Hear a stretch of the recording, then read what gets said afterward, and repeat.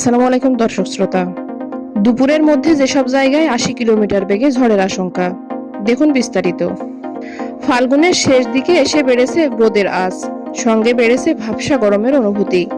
এ অবস্থায় দুপুরে দেশের দুই অঞ্চলের উপর দিয়ে ঘন্টায় সর্বোচ্চ ৮০ কিলোমিটার বেগে ঝড় হতে পারে। প্রিয় দর্শক, আমার এই ভিডিওটি যদি আপনার ভালো লেগে থাকে তাহলে লাইক, কমেন্ট ও শেয়ার করতে ভুলবেন না।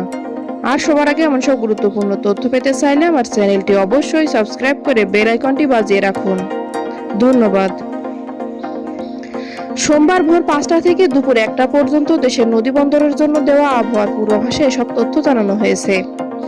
আবহাওয়াবিদ মোহাম্মদ শাহিনুল ইসলামের সই করা বিজ্ঞপ্তিতে বলা হয়েছে, ময়মনসিংহ এবং সিলেট অঞ্চলসমূহের উপর দিয়ে পশ্চিম অথবা উত্তর পশ্চিম দিক থেকে ঘন্টায় ৬০ থেকে ৮০ কিলোমিটার বেগে বৃষ্টি বা বজ্রবৃষ্টি সহ অস্থায়ীভাবে দমকা বা ঝোড়ো হাওয়া বয়ে যেতে পারে। এসব এলাকার নদীবন্দর সমূহকে ১ নম্বর সতর্ক সংকেত দেখাতে বলা হয়েছে।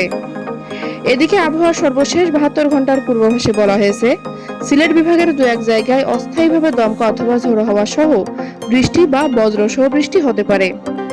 এছাড়া দেশের অন্যত্র অস্থায়ীভাবে আংশিক মেঘলা আকাশ সহ আবহাওয়া প্রধানত শুষ্ক থাকতে পারে।